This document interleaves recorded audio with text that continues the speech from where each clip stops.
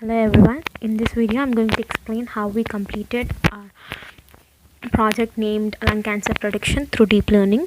First of all, we should go to Anaconda prompt and then we should activate TF, which is nothing but TensorFlow. In this system our project is already installed by programming, and then we should copy and paste the path of the files that consists of all our input images and programs, etc.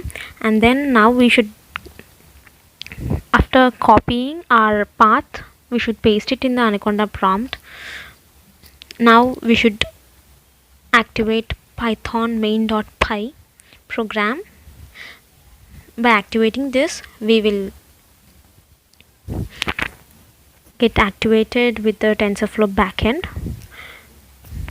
After activating this TensorFlow backend, it will automatically show us the first print page of our application, which is nothing but this. And we should browse the data set which is already present in my file system. After that, we should undergo a process known as preprocess. In this preprocess, each and every input image undergoes through a process known as color conversion, which is nothing but converting a grayscale image into a black and white image. This process is also known as binarization. Here this process is applied to each and every image that we collected for this project. After completing this process, preprocess stage, we will get an output as preprocess images.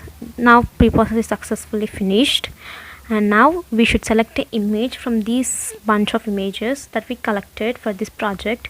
Now I'm going to select any image randomly. Now I will undergo a process known as training. In training, we have we divided the images sets into two parts: training and testing. For training, we used around 2500 to 3000 pics, and for images, lung cancer patient images. And for testing, we used around 25. For training, the process will undergo for each and every CT image, and it will take some time, so I'm just skipping this time. Here we can see the time for 14 seconds, and each image it was taking 5 milliseconds for each sample. And we can see all the loss, accuracy, validation loss, and validation accuracy also. Now after completing this training process, we will get a message known as training process completed, and we will get a graph, model loss graph, how much loss that happened in this model. And now we got an output as 0, which means that this image doesn't have tumor. And we will get a model accuracy graph, how much this model or this application accuracy is. Now training is successfully finished. Now I'm going to select another image to predict that whether they have lung cancer or not. Now let's see that we will get a class 0 or class 1 as an output. I selected an image randomly, and I'm directly going for an option known as prediction. Now I got an output as class 1, which means that the selected image has lung cancer. Now I'm going to perform a decision tree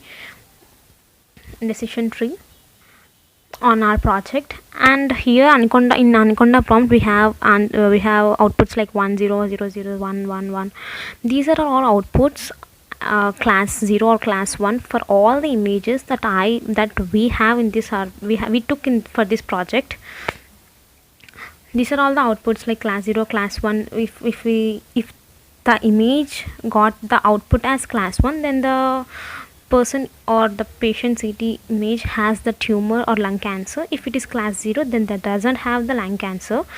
Now after decision tree, we will get a graph which consists of R square parameters and accuracy. And after completing the decision tree, we can quit out from our application. This is our project. Thank you.